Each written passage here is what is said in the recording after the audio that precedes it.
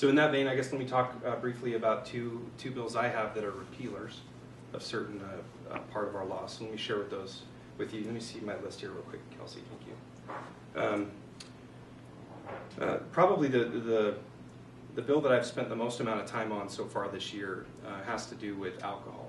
So let me walk you through this bill really briefly, and then let you chime in.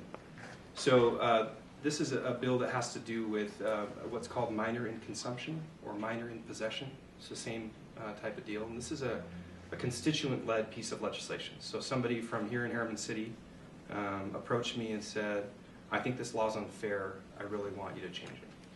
So it's really important to me that I stress to you, this has nothing to do with driving. Okay? This is not a minor who is driving, who is in possession or in consumption of alcohol. This is a minor. One that you have the amendments, the driver's license sanctions for That's the one. Yep, that's the one. So this is, again, not driving. There are two kinds of penalties that are applied to someone who is a minor who is in consumption of alcohol today. One is a criminal penalty, and one is an administrative one. The criminal penalty for an alcohol that is found in possession or consumption of alcohol is a Class B misdemeanor, so punishable by up to 180 days in jail for every offense. There's also an administrative penalty that's been in effect since 2009. That administrative penalty is on the first offense. They will have their driver's license suspended for 1 year, which can be revoked to probation if they take a substance abuse class. And on the second offense and future offense, it's a mandatory 2-year suspension of their driver's license. From my perspective, removing someone's license to drive when they were not operating a motor vehicle for their infraction is patently unfair.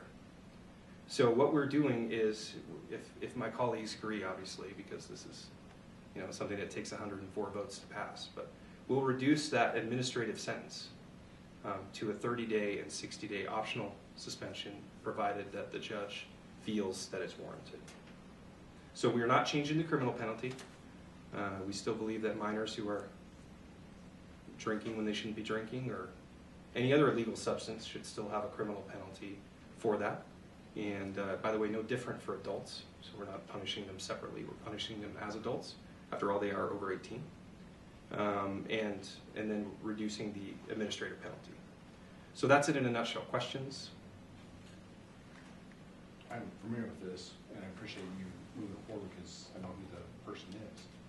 And I can tell you, you already heard, but maybe you know, heard how much it's affected this young man's life. Can't hold a job, can't get there. And traffic's not out here yet. Right. Like it would be, so, it's close, but he's about 5 or 6 miles away from them.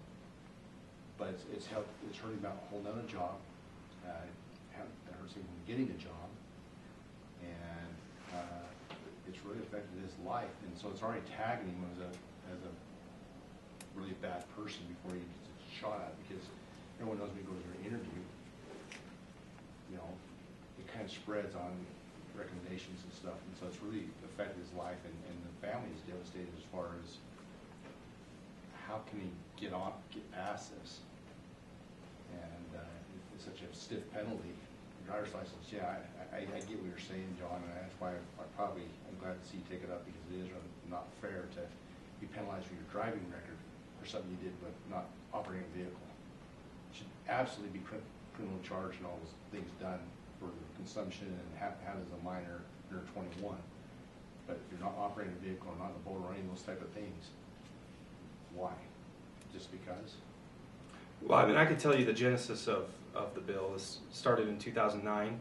There was a desire from the legislature to increase quotas for liquor licenses in the state. We had that was a big year for doing that. If you remember, if you've been here long enough to remember, and there were some in the legislature that felt like if we were going to increase quotas, we also needed to increase penalties on people.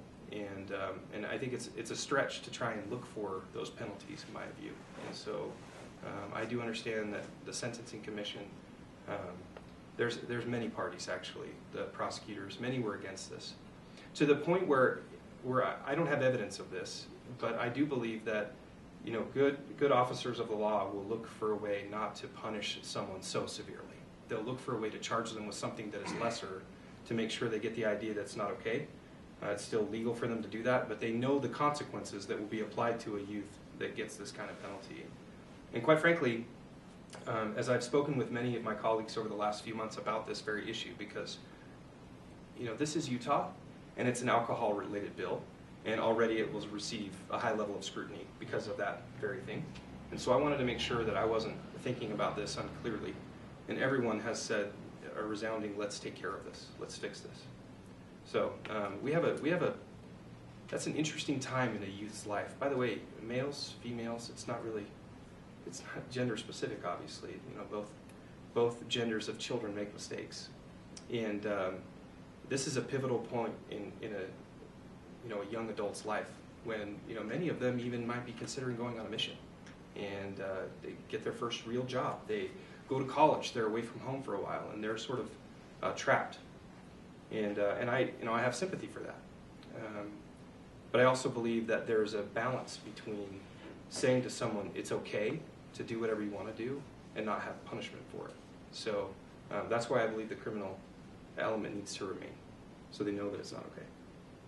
Any other questions or thoughts on that one? I'll move to the second. I just want to say that as a principle, right, the penalty for crime should be flexible enough so that a judge can take into consideration circumstances. It might not be solid X amount of months or years. So, and it seems like you're going in that direction, so it's good. But, thanks, George. yeah. Okay.